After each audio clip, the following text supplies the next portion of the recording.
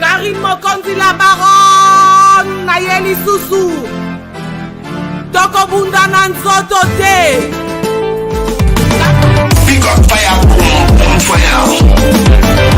Karine Mokonzi, c'est juste un big up.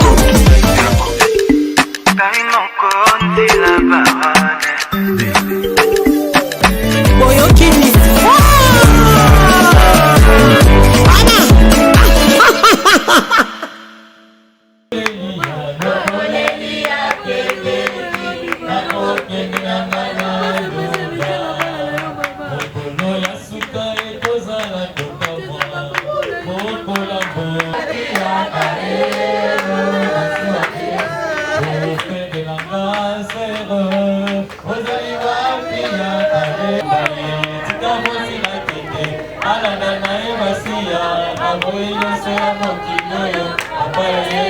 Singa loketo te ngayo nasimbi kaka yo Assurance akobonga occasion go euti pa na yo Naembi na efengo na libota na ngayo nde Nzambe. Chers abonnés de chez Mokonzi officiel, bonjour. C'est pour moi un plaisir de savoir que vous êtes tous là, branchés, scotchés devant vos petits écrans, devant vos smartphones, vos ordinateurs, vos télévisions, pour nous suivre à ces instants. Pour vous qui avez reçu vos notifications de chez Mokonzi officiel, j'ai fait une descente les Lonam, avenue Ngele, dans la commune de Dingwala, dans la ville capitale de Kinshasa, RDC.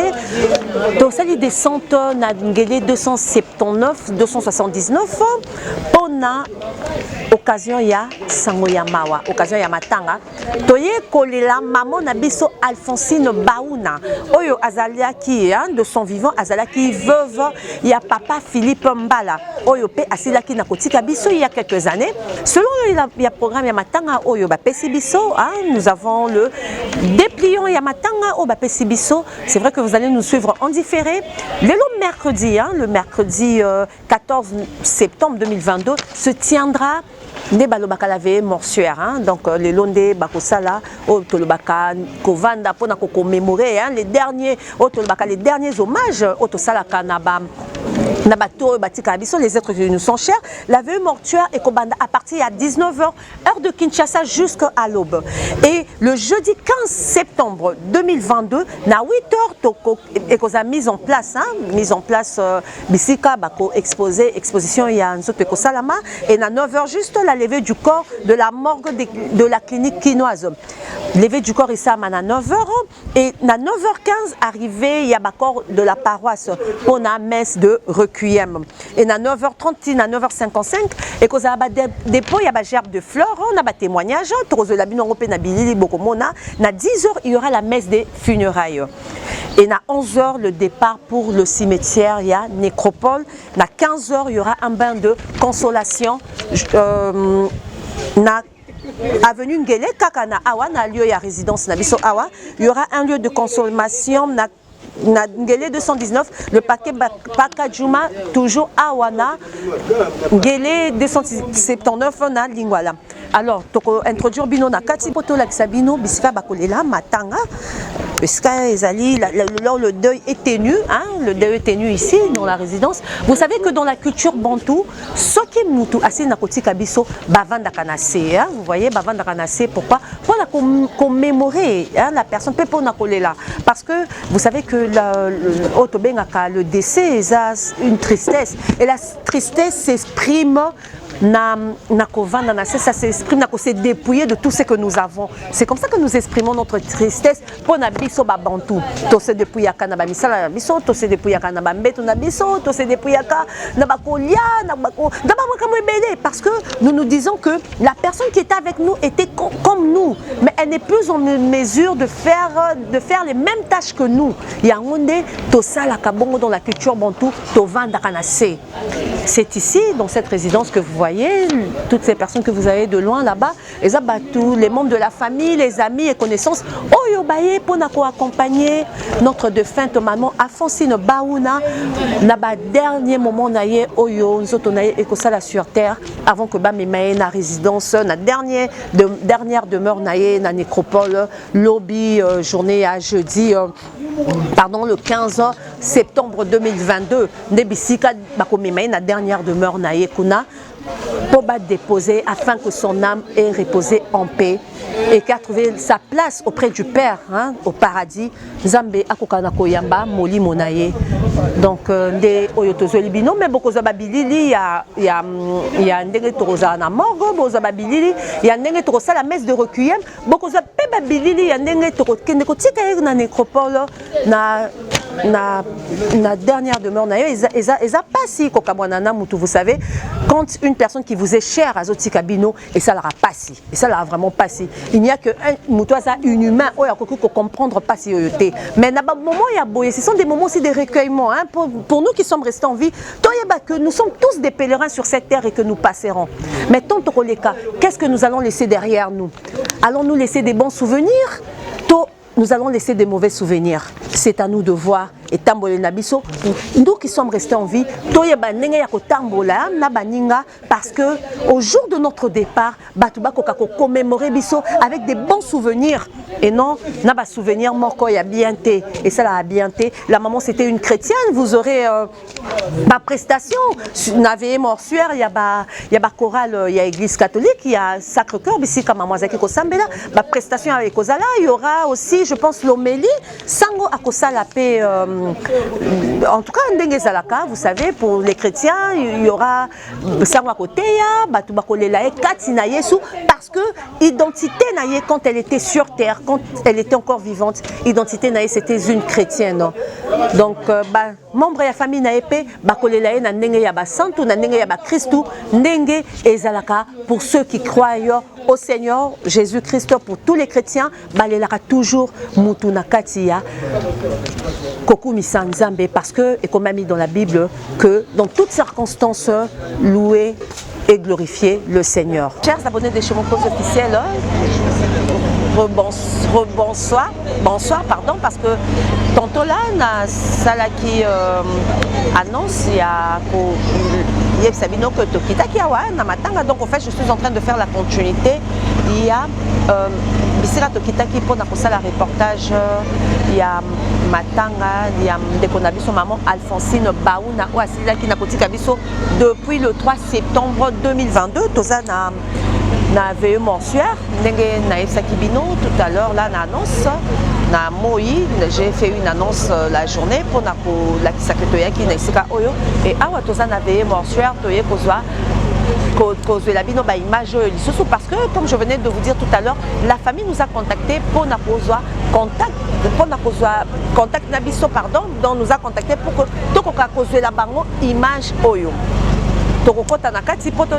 comment le déroulement Yamata Salama parce que vous voyez nous sommes en pleine veillée mensuaire de part et d'autre à gauche et à droite ce sont les membres de famille les amis et connaissances qui sont venus pour le deuil ici nous avons toutes ces personnes qui sont venues assister à Matanga Oyo nous avons la famille les amis les connaissances et depuis tant il y a Covid-19 sous le corté donc ce qui veut dire que la dépouille mortelle ne sera pas là présentement mais il y aura exposition demain comme j'avais dit tout à l'heure pendant mon introduction il y aura exposition demain à la clinique quinoise et là vous avez comme on ne peut pas dire que c'est un sanctuaire, vous avez la catafalque, mais malheureusement le corps ne peut pas être exposé là parce que depuis que le gouvernement et pendant la période il y a Covid-19 que nous autres il y a oui et ce qui fait que ici à Kinshasa quand il y a veillée mortuaire les corps et donc la dépouille mortelle ne vient plus dans la résidence ou dans le lieu où il faut balayer la yango dépouille mortelle et comment vous quittez la morgue vous exposez le corps pendant quelques minutes 1 heure par ça dépend il y a un dengue boyokani avec les agents médicaux et ensuite dès que vous quittez la morgue pour ceux qui veulent faire une messe de requiem vous faites votre messe de requiem et pour ceux qui veulent directement inhumer le corps vous prenez la direction, il y a cimetière Bissika, il y aura inhumation du corps. Donc là, vous avez, s'il te plaît, Dieu aussi, tu peux prendre, là, vous avez maman Alphonsine Baouna, donc Bakotia, une photo en mémoire d'elle pour Nakola Kisake. Bazolelaye n'a passé. Famille Zolelaye, parce que Atiki Bana, c'est une maman qui avait 5 enfants. Donc Bana Bassi Mibale n'a 3 garçons et c'est son fils. Et son fils parmi ses enfants, moi Nanae Papi Massamba Moutou Asilaki Nakoyamba Biso, c'est avec lui que nous avons pris contact. Et là vous avez la famille, on sent que l'ambiance qui règne, c'est une ambiance, il y a tristesse, parce que place et matin jamais, et à la place il y a Essengo. Chaque fois que nous nous retrouvons dans des circonstances comme ça, il faut que nous nous posons la question. Nous sommes tous pèlerins sur terre, mais quand nous allons quitter ce monde des vivants, qu'est-ce que nous allons laisser derrière nous? Allons-nous laisser, qu'est-ce que nous allons laisser à nos proches? Qu'est-ce que nous allons laisser à nos amis, au monde de notre famille? C'est quoi que nous allons laisser comme souvenir? Et nous allons prendre des images tout à l'heure du déroulement, il y avait eu mortuaire. Vous verrez ma prestation, sûrement il y a ma chorale, comme c'était une chrétienne, elle priait à Sacre-Cœur, c'est une église, Ezali Nagombe, non loin il y a Bissika, clinique kinoise Ezali, Kuna Nagombe, c'était une fervente chrétienne, et alors Bakolela une ambiance, il y a chrétien, parce que comme nous le savons tous, les chrétiens ils ont leur façon, il y a ça de faire leur deuil, donc ils font le deuil, mais tout en glorifiant le Seigneur. Il y aura des prestations des chorales, il y aura, je crois aussi, l'homélie, le prêtre qui viendra pour passer son homélie, Kaka Awana Isika Oyo, parce que ici, je le rappelle encore, c'est la résidence. Il y a de notre défunte maman, celle qui vient de nous quitter, hein, maman Alphonsine Baouna. Nous sommes un lieu et à résidence, c'est ici qu'elle a passé ma journée quand elle était sur terre, avant qu'elle ne puisse rejoindre le Père là-haut dans les cieux. Donc, Bakolela, une ambiance, il y a les frères de l'église, il y aura les frères de l'église, il y aura ses amis, il y aura les connaissances, les amis de ses enfants, toutes ces personnes avec qui elle a partagé sa vie de près, ou ceux qui étaient intimes, ou ceux qui étaient aussi moins intimes. Toutes ces personnes viennent commémorer par dernier instant naïe qu'elle passera sur terre. Il a plu à Dieu de la rappeler. Que dirons-nous? Nous ne pouvons que nous remettre na volonté, il y a Seigneur, il y a Nzambe Mokeli Nabiso, le Dieu Tout-Puissant. Comme c'est une chrétienne, nous l'accompagnons aussi dans sa foi. Nous remercions le Seigneur Jésus-Christ qui a permis à ce qu'elle puisse nous quitter, qu'elle quitte ses enfants, qu'elle quitte sa famille. Elle a rejoint son époux qui l'a quitté quelques années, bien avant, comme j'avais dit tout à l'heure dans l'introduction. Elle a rejoint son époux et nous disons qu'en ce moment, elle est dans la félicité auprès du Père. Donc, le caméraman prendra les images. Il y a déroulement, il y a Matanga, Nyonso. Je m'en vais remercier Karine Mokonzi la Baronne qui a permis que Toya Katina Isika Oyo pour nous reçoit ba image. Je remercie Batunio, surtout Bazali Kota Labi, sur les membres de famille à qui nous présentons encore nos condoléances les plus attristées, parce que place Yamatanga et sa place Yamawa, place Yamatanga et sa place Yasengote. Donc na pesi bambote nangam na Karine Mokonzi la Baronne, na pesi bambote nangam na bachinois surtout un Xbox Doudou na fils Amwana Molinga mi malamu bambote na Bino, bambote na Francis Mi Atembo, bambote na Ruth la Belle, Daniel Bangou, bambote na Bino, bambote na Batunio. C'est vrai que ça de l'eau comment je dirais, un reportage, hein? Il y a Mawa, il y a Matanga, mais cela n'empêche que Topé Sapé, Oyo Bazolanda Biso Mbote, na Pesi Mbote na Chinois Nyon surtout, et na famille, il y a défunte na Biso, hein? Défunte na Biso, maman Alphonsine Obazali Kolananga, na instant Oyo, to présenter les sous sincères condoléances. Et ça passe Kobungisa, le Seigneur a donné, le Seigneur a repris. Que dire de plus? Topé Sae Kakaloku, parce que Yemutu a permettre circonstances Oyo. Et na Pesi Mbote na Papé Eviki Koulian, le mari de Karine Mokonzi la Baronne, bambote na maman Charlotte, Poko Sampo, bambote na maman Pauline Chako, bambote na Moujakina, bambote na Batunyon, sont celui qui est derrière la caméra. Oya Sunginga na ba image Eza Dieu Diaso, à qui je fais aussi des salutations. Laura, il y a Kinshasa Mon TV, Laura P na Pesi bambote Belé, Junior Diazo, bambote Paulin Mukenzi, Monasuka Bamukenzi P, na Pesi Opé bambote Ebele, Bisotoza Awa na Matanga, Ndekeka Tozo bana ambiance na biso, en fait une ambiance, il y a tristesse, pardon, l'ambiance il y a tristesse, Tozo Ali Peko, accompagner la famille, Nakati, il y a dévotion na Bango, il y a doyo oyo ekangaki bango na tragédie oyo esilaki na kokota na ndako na bango. Merci de nous suivre et ya kolanda déroulement ya matanga ensemble na biso mpona koaccompagner la famille na kati ya épreuve ya makasi oyo esili na kokanga bango. Shalom. Bongo tokosenga na baoyo nyonso même bozali na renouveau te boparticipe mpe na prière na biso oyo ya pokwa. Shalom. Tosangani okombo ya tata. Amen. Kotika ministère ya louange amema biso na loyembo ya kokumisa Nzambe mpona kokanisa oyo nyonso asali mpona mama Alphonsine oyo andimi lelo kozwa ye azonga akende kuna ya mboka tata. Merci. Yesu ndeko na bolingo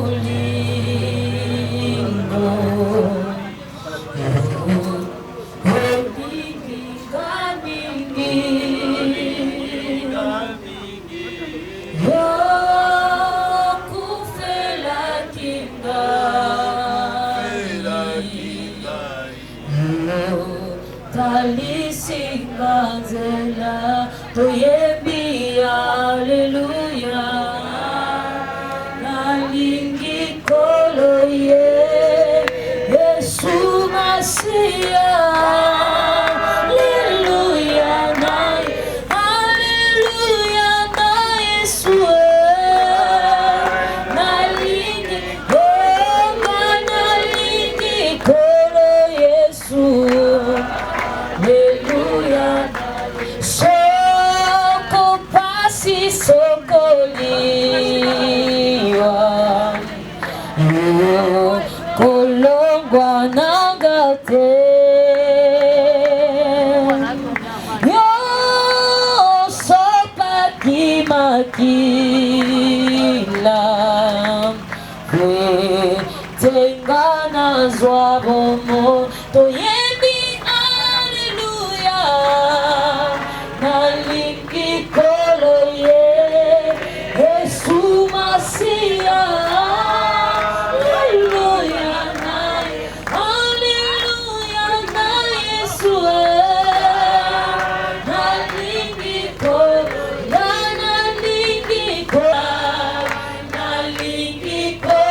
ye Yesu Masia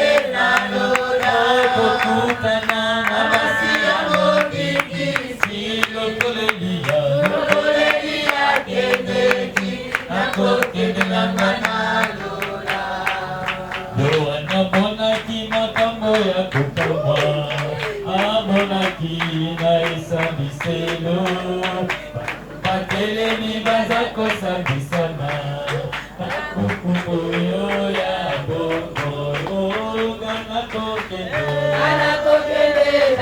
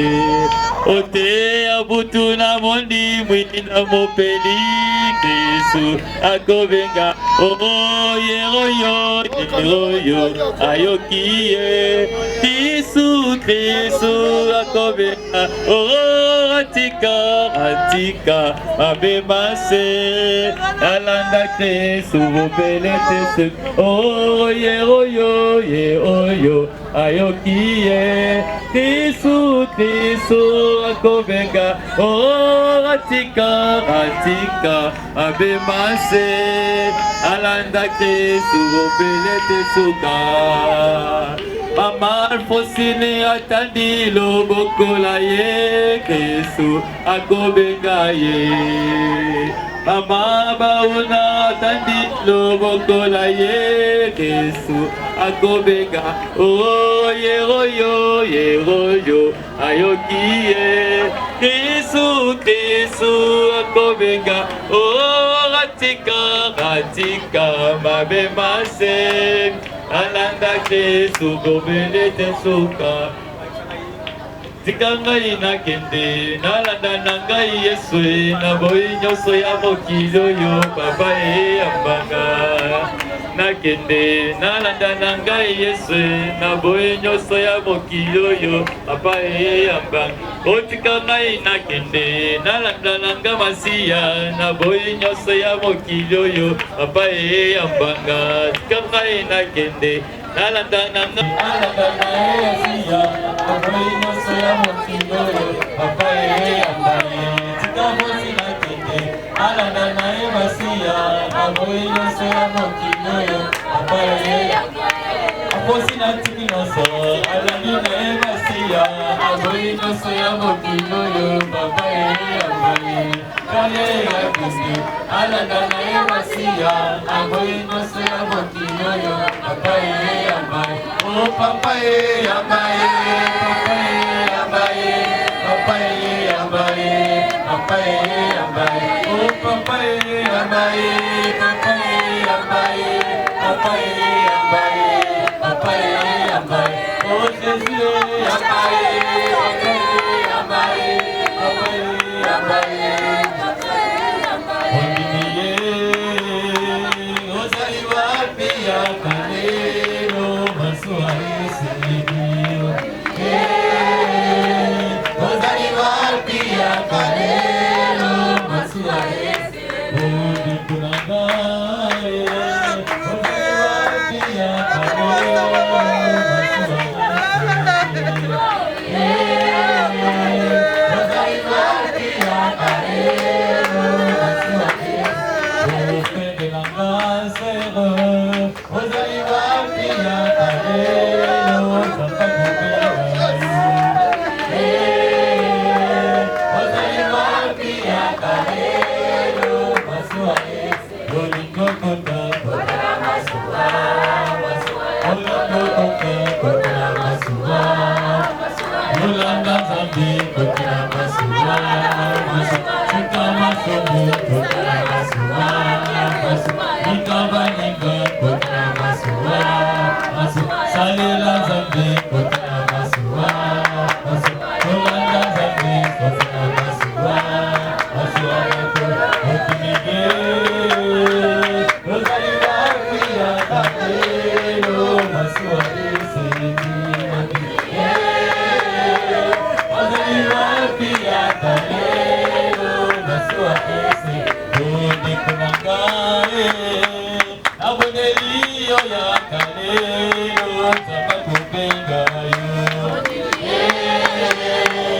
ozali wapi ya kalelo masuwa olingo kota kota masuwa olingo kota kota masuwa yolanda zambi kota masuwa salela zambi kota masuwa yolanda Yesu kota masuwa yolanda Yesu kota masuwa masuwa nakono kembo nayo zamenanga kembo nayo zamena lelelelelele sazayabo lelelelelele sazayabo asiya koko yemba koko kumisa yo papa koko yemba koko kumisa yo lelelelelele sazayabo lelelelelele asiya kawe nandika mwa kumisa malawe kawe nandika mwa kumisa lelelelelele sazayabo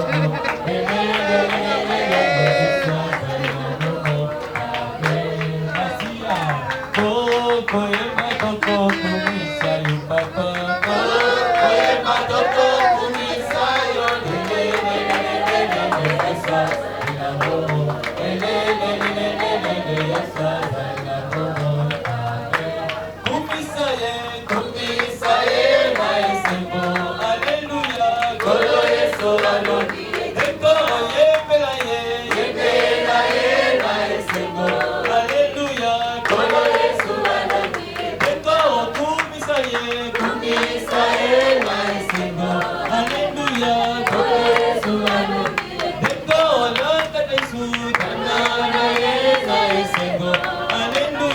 likolo Yesu alo Mamba mamba niye mamba ni Yesu ni mamba Mamba niye mamba ni Yesu Mamba mamba niye mamba ni Yesu ni mamba Mamba niye mamba ni Yesu Toko misayo toko yembela yore toko bumbalela yo toko tomba yore zambi Kembo, Kembo, Kembo, Kembo, Kembo, Likolo, Kembo, Kembo, Kembo, Likolo.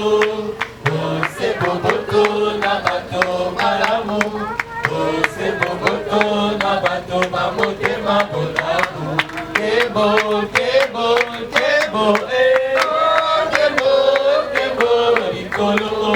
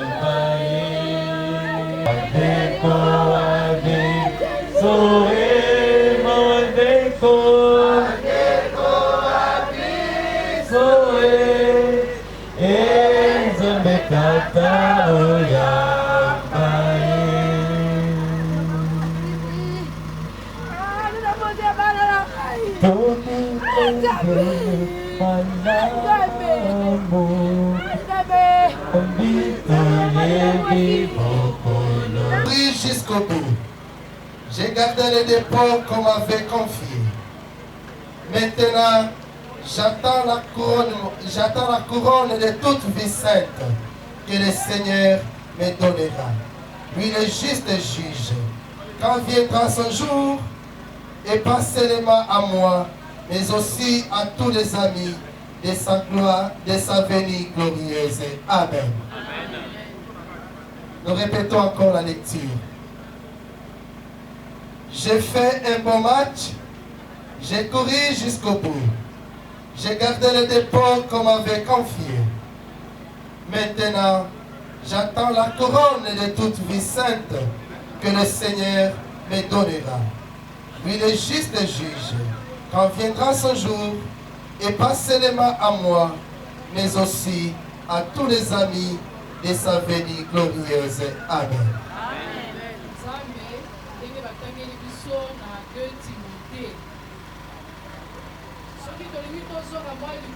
Parce que oh ezali verset 18, 7, 8 et bongi kozongisa ngo mwa moke na nzela, c'est-à-dire na contexte nango mpona koyeba Paul santu Polo azoloba nini.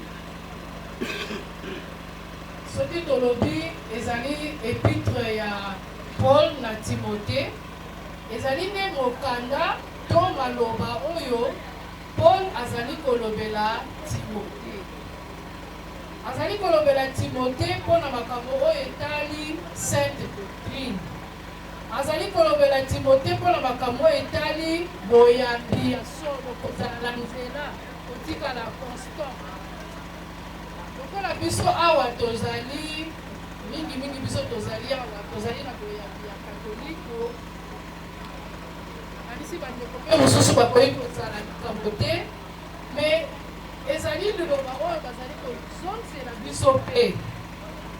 Paul alobi na Timothée keba tala makambo oyo ezali koleka pembeni zingazinga, bafausse doctrine, makambo epenebene, keba kokweya na makambo wana. Azali na nzela, azali koyeba etikali moke asala nini akende na ye. Yango nali alobi tala ngai nazalaki na kati ya course, nazalaki na kati ya combat. Na course wana nga nasali, na combat oyo ngai na mene, na komi na ngai na suka. J'ai mené le bon combat de la foi.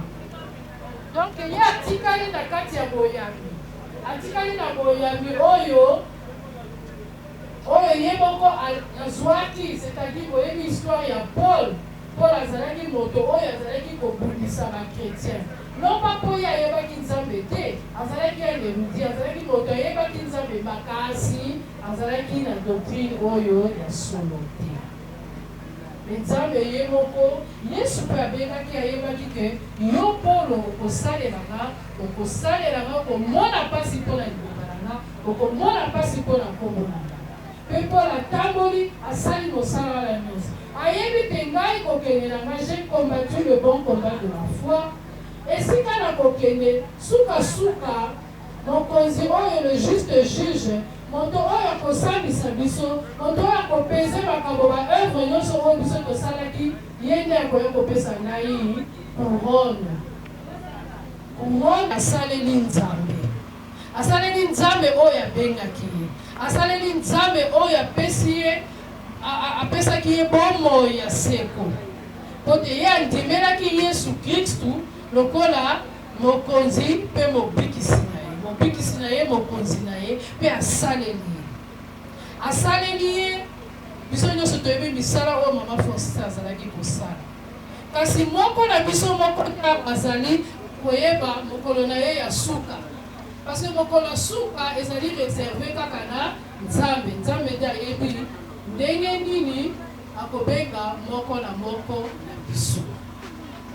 Mama Alphonsine mokolo wana azokende l'église na Notre-Dame, nde mokolo oyo nzambe asali nini azwi.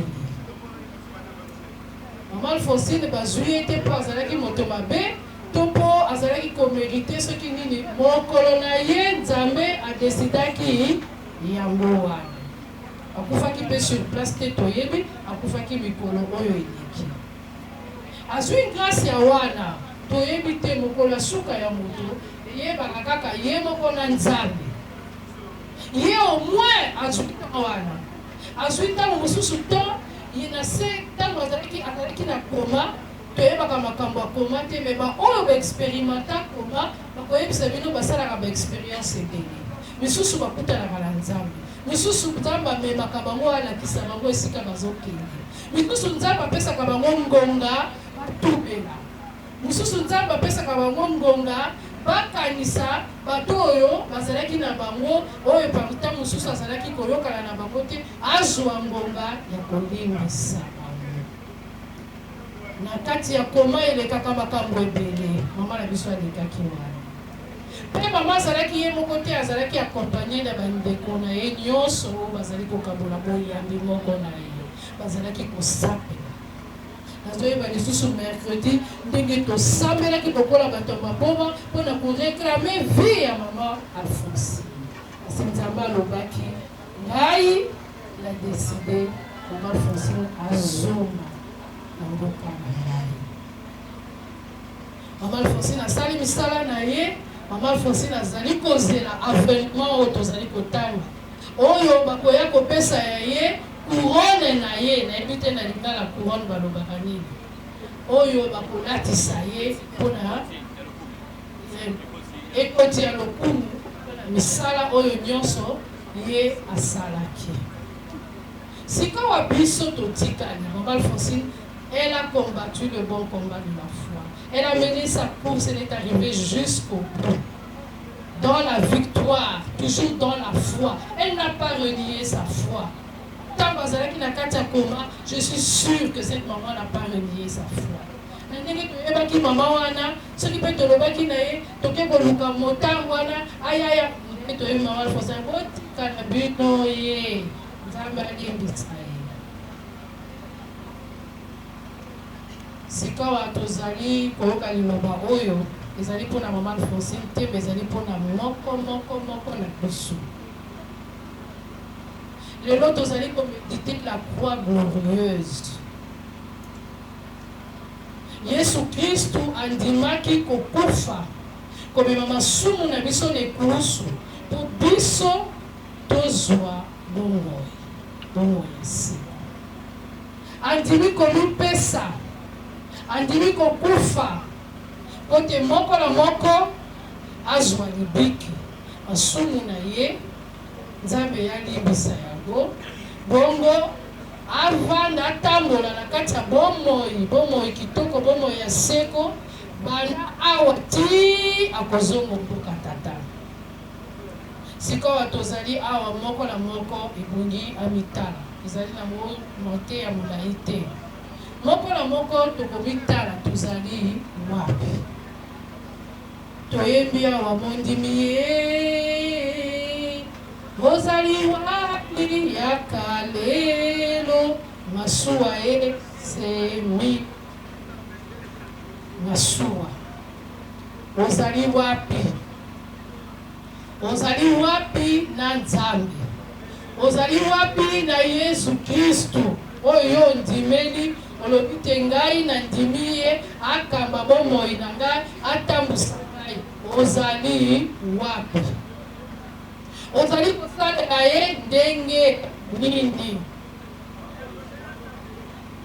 Ye apesi bomoi na ye nyonso po yozwa lobiko. Bongo yo en retour ozali kosala nini? Olobi ozali mosaleli, ozosala mosala ya nzambe lolenge nini? Tomitala bazali kolobela biso ntango nyonso makambo etali cohérence chrétienne. Lolenge tokotambola biso bana na nzambe, bantu baoyo bayebi Kristu. Yo lobi ozali mukristu, kasi misala na yo ata eloko moko ezolakisaki mukristu na yo te. Tozali kolata Kristu ntongo nyonso na bilamba na bekulusu na bape nyonso tokoki kolata oyo ezali extérieur, boni kati ya mitema na biso. Tozali kosambela ntango nyonso, ndenge nyonso akontre to tozali kobelela Yesu. Mais est-ce que Yesu tozali kobelela? Tozali kobenga ye, tozali kotanga ye lolenge ye alingi totanga. Tokuti kokabola lisusu lelo na pokwa liloba ya nzambe oyo etali kotanga koumela kosalela liloba na Nzambe.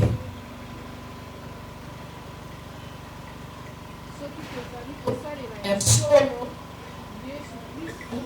soki ya solo tozali bana na Nzambe ebongi misala na biso elakisa boyambi na biso mpe boyambi na biso elakisa misala tozali kosala. Il y a un lien entre la foi et les œuvres et la foi. Okosalela kaka Nzambe te epo nasalela kaka nasalela mpe okosambela te kaka nasambela tokomona yo na misala na yo ozali kosala. Tokoyeba te ya solo ozali ya Nzambe. Tokoyeba na lolenge ozali kosalela misala wana ya Nzambe ekolakisa ya solo ozali ya Nzambe. Biso totikali na bomoi ezali nde likambo mpo toyebi te mokolo nini oyo tokokende. Touti koyeba lisusu to milengele malamu. To milengele mikolo nyonso po toyebi Nzambe, toyebi mokolo te, toyebi mpe ngonga te. Mpona mama Alphonsine ngonga na ye ekokaki azongi. Ezali pasi tokomona ye lisusu te, yango tozali kolela, yango tozali kokanisa ndenge tozalaki ezosala biso pasi. Me ezali mpe esengo na oyo azali mwana na Nzambe, na oyo andimelaki Nzambe, na oyo azalaki kosalela Nzambe, soki azongi ezali esengo. Ezali esengo mpo ndenge totangi awa ye akozwa ya ye couronne. Le juge ndenge balobi oyo asambisaka oyo akokata makambo ndenge tozali kosala ye nde akorekompense. Mpona biso bato mokili tomonaki makambo azalaki kosala me Nzambe ayebi lisusu koleka parceke Nzambe ataka biso na kati ya mitema. Esengo mpona ye lokola akufi na boyambi mpe azongi mboka tata. Bongo biso ezali ya biso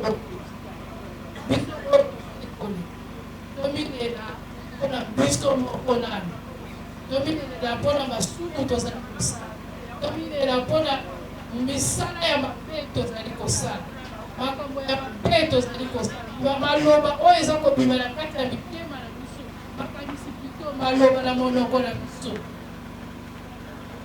kozanga bolingo, makambo ezali ebele tozonga na nzela. Donc loba ya lelo ezali mingi po tokumisa Nzambe na ndenge apesaki biso mama Alphonsine.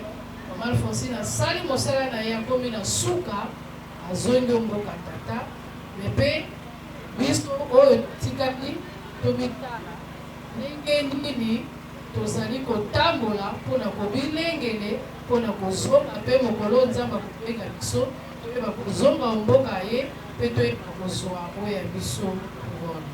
Nakanisi na suki wana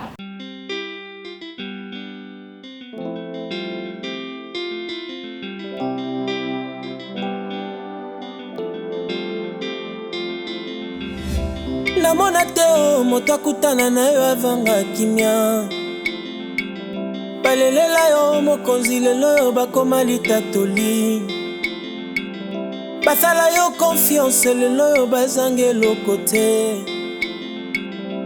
Yawe na bomoi efandelwa kondima na ngai, namona te o moto akutana na yo azanga kimia, balelela yo mokonzi lelo oyo bakoma litatoli, basala yo confiance lelo oyo bazanga eloko te. Yawe na bomoi efandelwa kondima na ngai, azali awa ye, azali awa ye, akausi pinzoli ya bapasi na nga, apesi ya moto mokili epesaka te. Azali awa ye, azali awa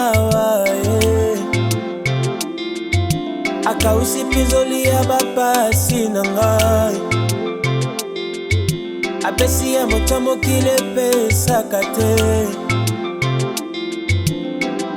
azali awa azali awa akausi pinzoli ya bapasi na ngai apesi ya moto mokili epesaka te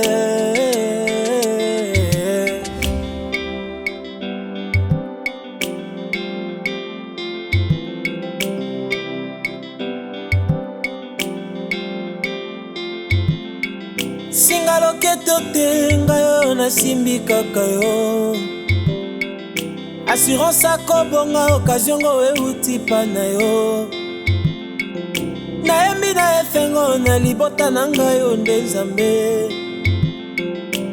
yawe na bomoi moyoki ya masanjoli na nga kanisa mpe baoyo nanukutu bamoni pole te salela bango po telongo togumbamela yo bonganga te yo ngai yo nasimbami na yo assurance akobonga occasion ngo euti epa na yo nayembi na esengo na libota diaso yo nde nzambe yawe na bomoi moyoki ya mabondeli na ngai azali awa azali awa akausi pinzoli ya bapasi na nga apesi ya moto mokili epesaka te azali awa azali awa akausi pinzoli ya bapasi na nga apesi ya moto mokili epesaka te azali awa azali awa akausi pinzoli ya bapasi na nga apesi ya moto mokili epesaka te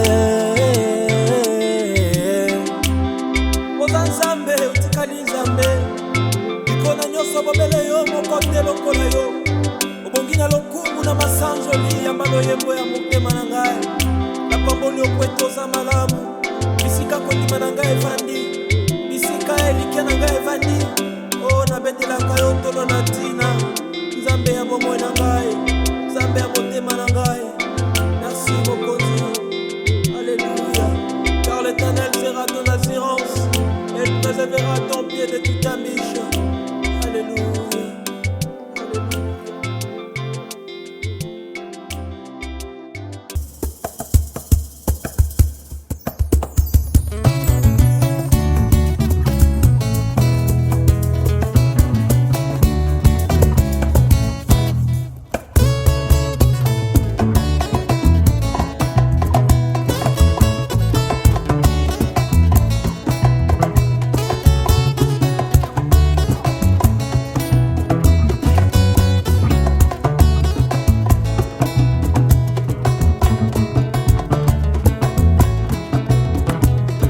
nazali komituna nini ngai napesa yo mingi balali na bamorgo ebele na kati ya bopito mokonzi yo nde mobateli na ngai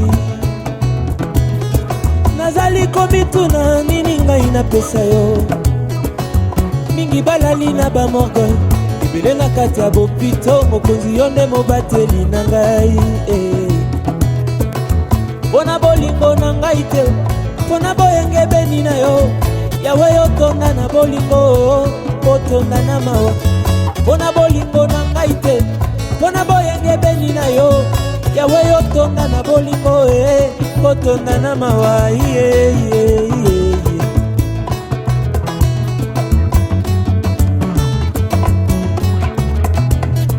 nazali komituna nini ngai napesa yo mingi balali na bamorgo ebele na kati ya bopito mokonzi yo nde mobateli na ngai nazali komituna nini ngai napesa yo mingi balali na bamorgue ebele na kati ya bopito mokonzi yo nde mobateli na ngai mpona bolingo na ngai te mpona boyengebeni na yo yawe otonda na bolingo otonda na mawa mpona bolingo na ngai te mpona boyengebeni na yo yawe otonda na bolingo otonda na mawa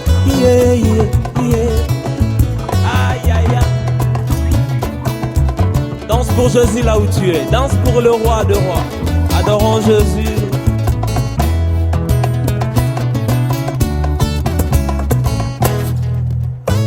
Esengo etondi motema nanga koyebana na yo sengo etondi na motema nanga kozala mwana nzambe ya maladi eleki yo na makasi te bobola eleki yo na makasi te sterilité mpe eleki yo na makasi te esengo na motema nanga koyebana na yo sengo etondi motema nanga kozala mwana nzambe ya maladi eleki yo na makasi te bobola eleki yo na makasi te sterilité eleki yo na makasi te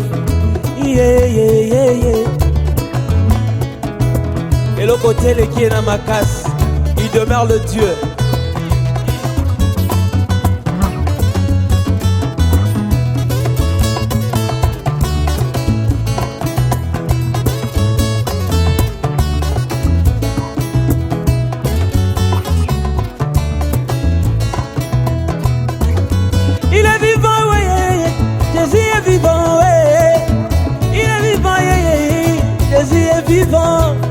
Il est vivant, yeah, yeah. Ah. Il est vivant, oh, oh. Jésus est vivant, yeah. Il est vivant, yeah. Jésus est vivant, yeah. Il est vivant, yeah. Zambé adore Aloua, il est vivant. Zambé adore Yeso, il est vivant, yeah. Il est vivant, il est ressuscité. Il a ressuscité Lazare. Il est capable de tout. Acclame pour le roi là où tu es.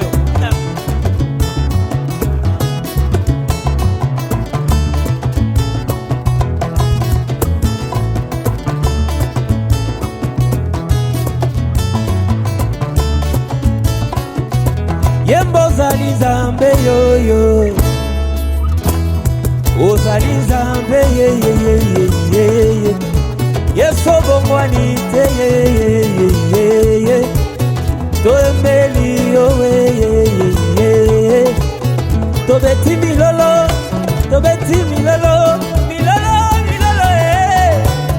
betela ye milolo Yeso zali nzambe ye Yeso bongwani te ye yonde nzamba motema papa totaleli yo ya toyembeli yo nzembo yo lingana là où tu es bina ah. Bougez pour la gloire de Dieu. Lève-toi. Acclamons pour le roi.